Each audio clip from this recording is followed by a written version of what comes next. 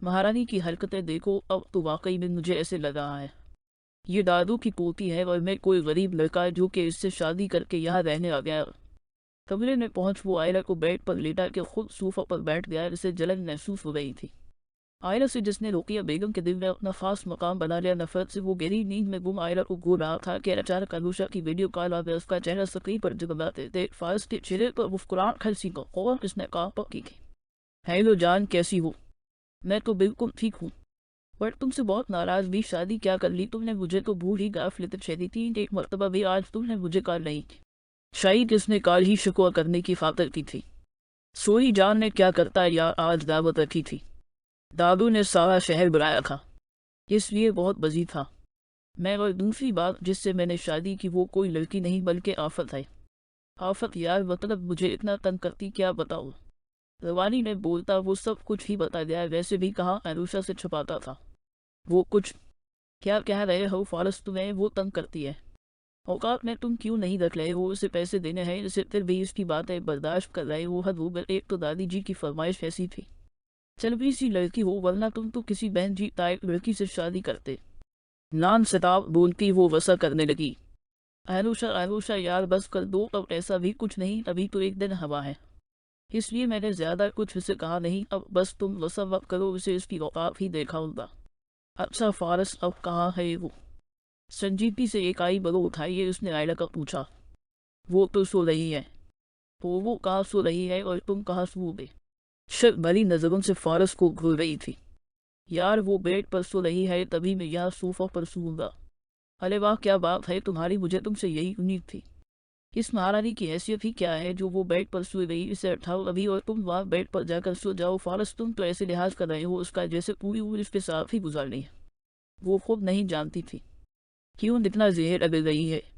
यार ऐसा कुछ भी नहीं है, असली तस्वीर की खातर बोला। अच्छा तो बैक कैमरा करो, मुझे इस लड़की को देखना है। ऐसी कौन सी लंगड़ी है जो अपने आप को इस घर की मालिकन समझने लगी? ओके देख लो। बैक कैमरा के इसने सुई हुई आयरा को दिखाना शुरू कर दिया। सुई देखो कैसे हुई है, शक्ल से ही थोड़ी ठीक दिखाई देती है, इसीलिए खुद को पता नहीं चीज क्या समझने लगी। फारस तुम भी कहीं इसकी खूबसूरती को देख पगल तो नहीं गाफिलत शहदीतीन, अपना इरादा तो नहीं बदल दिया तुमने? वन तो पैदा हो गया, इस पे वजह आयरा कमाल का हसद रखती थी जो किसी को भी दीवाना कर जाता। यार कैसी बातें कर रही हो, मेरे लिए सब कुछ सिर्फ और सिर्फ तुम ही वो समझी। नहीं मुझे यकीन नहीं ला रहा, इसलिए तुम इस लड़की को अभी के अभी उठाओ, वो भी गस्से से। मैं वो सब खुद देखना चाहती हूँ। ना जाने इस कसम की हरकत फारस से करवाए इसे कौन सा सुकून मिलता। क्यों तमाशा बनाना चाहती हो आलूशा? अगर दादू को पता चल गया जान ले लेगी। उसने समझाना चाहा। दादू को क्यों मालूम चलेगा? वो तो सो रही होगी। अब तुम इसे उठा रहे हो या फिर मैं फोन कट करके तुम्हारा नंबर ब्लॉक लिस्ट में लगा दूं? आयरा को देख मुकम्मल पागल ही हो चुकी थी। प्लीज यार ऐसे मत करो, वो के फाइल उठाता हूँ मैं इसे। ना चाहते हुए भी वो राजी हो गया। हम अपना रसा दिखाओ, उसे फारस बनकर क्या दिखाती है। ये चलो शाबाश।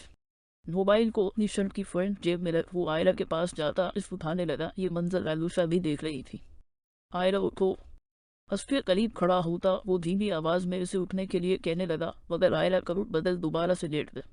फारस अगर ऐसे तुम कहोगे कोई मुझसे भी नहीं डरेगा। वैसे से कहो। वैसे से बोलती वो फारस को भी जोश दिला गई। आयरा उठो, बहुत हो गया तुम्हारा ड्रामा, कैसे आराम से सो रही हो। बुलंद आवाज संजीदगी से वो उसे जलाने लगा। वहीं आयरा ने अपनी एक आंख खोल उसे देखा। क्या मुसीबत है पागल हो गाफिलत शहदीती हो, चुपचाप जाकर सो जाओ। सोफे पर हाथ वो दस्तक कर दिया। मुझे इतना अच्छा ख्वाब देख रही थी। अस्फी बेअस्फी सुन वो शर्मिंदा सा हो गया। उसे ज्यादा फिक्र ये थी आयरूशा क्या सोचेगी। अस्फी मुतालिक तेज से जबड़े भींच किसने आयरा की बाजू पकड़ उसे खींच डाला। समझ नहीं आ रही तुम्हें, ये घर और रूम मेरा है। तुम सिर्फ 3 माह की मेहमान हो, इसलिए खामोशी से सोफा पर जाकर सो जाओ, वरना फिर सोफा भी नहीं मिलेगा।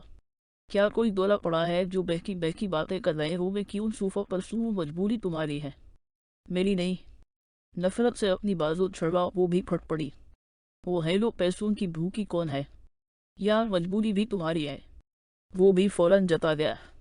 मैंने तुमसे बात ही नहीं करनी, सुना है तो सोफे या फिर जमीन पर सो सकते हो, बस ये बेड नहीं मिलने वाला तुम्हें। सर की बहुत पकी थी। आयला की बच्ची, अब क्या 24 घंटे इस बेड के साथ ही चिपकी रहोगी? हाँ, अगर वो भी करना पड़ा तो करूँगी। ठीक है, फिर बैठी रहो, मैं भी देखता हूँ। कब तक यही डेरा जमाए रखती हो? इतना कहता वो वॉशरूम में घुस गया। तेजी से मोबाइल जेब से निकाल देखा, उसने कहे अनुषा ने कान को बंद नहीं कर दी। यार देखा किस पसंद की जदी बदतमीज लड़की है। अब तुम ही बताओ मैं क्या करूँ? फायज तुम वाकई में पता नहीं क्या चीज़ हो, एक चुहिया जैसी लड़की से अपनी बात नहीं मनवा सकते। हर वो अगर मैं तुम्हारी जगह होती तो एक मुंह पर थप्पड़ लगाती। इस पर सारे वोट काले आ जाने थे। फाफा की दुश्मनी लग चुकी थी वो आयरा के लिए। कैसी बातें कर रही हो यार, मैं अब हाथ हटाऊं इस पर, ऐसा मैं हर दर्ज नहीं कर सकता। तुम कुछ भी नहीं कर सकते, जाओ सो जाओ जमीन पर ही, क्योंकि तुम्हारी औकात यही है। उसे बुरा भला कहती वो कान कट कर गई। इस सायरा की वजह से मेरी आलूशा मुझसे नाराज, वो बस सही कह रही है।